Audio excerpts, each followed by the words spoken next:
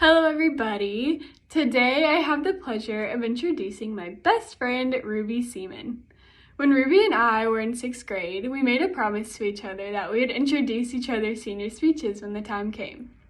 Back then, in 6th grade, it seemed like senior year would never come around and we'd be stuck as middle schoolers for the rest of our lives. But now that we're here and it's our last year at Ann Richards, looking back, I couldn't be more proud of what my best friend has accomplished. Ruby has grown up to be the most loving, compassionate, brave, and most beautiful person that I've ever met in my whole entire life. Next year, when we're not standing side by side 24/7, it's going to be really hard for me, but I know that Ruby is always only a phone call away. I can't wait to see what Ruby has to do in the next stages of her life, and I couldn't be more proud to call her my best friend.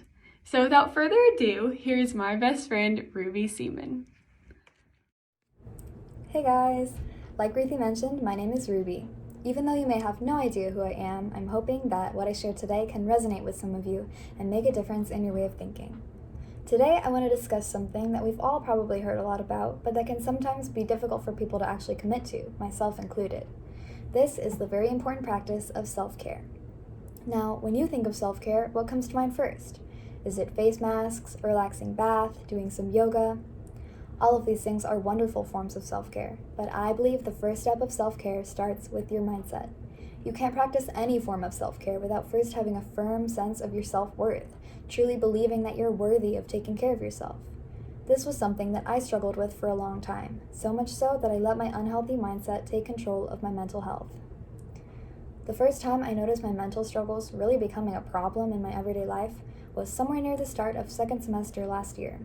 I increasingly saw myself become super irritable towards loved ones, unmotivated in my hobbies, much less in school, and taking on unhealthy sleeping and eating habits. But the worst thing that affected me was that I was quickly losing sight of my personal value. I was tricking myself into believing that I hated who I was, and not only that, but that I was so worthless as a person that I didn't even deserve to reach out for help. These thoughts were really intrusive and obviously harmful, and they often took me down very dark paths of thinking. Still, I felt like my feelings and my well-being weren't worth having others worry about, and that the best thing I could do was keep quiet. It wasn't until after many breakdowns that I was finally convinced I could at least try to talk to my parents and my doctor about the action I could take to get some help. I was finally diagnosed with depression, I started therapy, I made plans for future medication if I needed it, and I opened up a bit more to my parents and my friends about the struggles I was dealing with and how they were affecting me. Recognizing my self-worth was the first step I needed to take in improving my mental health. I realized that asking for help was the best form of self-care I could give myself. To be honest with you all, I have never been, and I probably never will be, the most confident, self-loving person in the world. My self-esteem is still something that I have to continue to build up every day. However, changing my mindset about how I deserve to take care of myself helps spur me in a new and better direction in terms of taking care of myself mentally, physically, and emotionally. On a more impersonal level, I don't see enough people valuing themselves in this way at our school. Every Ann Richards student knows it's super easy to become stressed out, and in an environment that's so challenging and competitive, it can get really overwhelming at times. When I feel like this, I sometimes find it hard to believe that I deserve to take a break because it always seems like there's something I could be working on. I'm willing to bet a lot of you have felt the same way. However, I've learned that this is a super unhealthy and unproductive mindset. We're all only human, which means that we all deserve to take a guilt-free break sometimes, especially at our school. Always remember that while school is important, no assignment or test is ever going to be more important than your mental and physical well-being. Now on to the fun stuff, figuring out which methods of self-care work the best for you. And this can be anything: eating 3 well-balanced meals a day, getting your sleep schedule back on track, listening to relaxing music, taking a nice walk.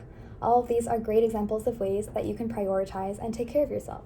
There's no one right way to practice self-care, so it's really important for you to take the time to figure out which methods best cater to you and the things that you need to best take care of your body and your mind. A quote by author Susan Ariel Rainbow Kennedy says, "Invent your world. Surround yourself with people, colors, sounds, and work that nourish you." What are the things in your life that nourish you? Are there things you could add to your daily schedule that would strengthen your body and mind? Don't let anything stop you from prioritizing yourself, because you will always be the most important person in your life. Thank you.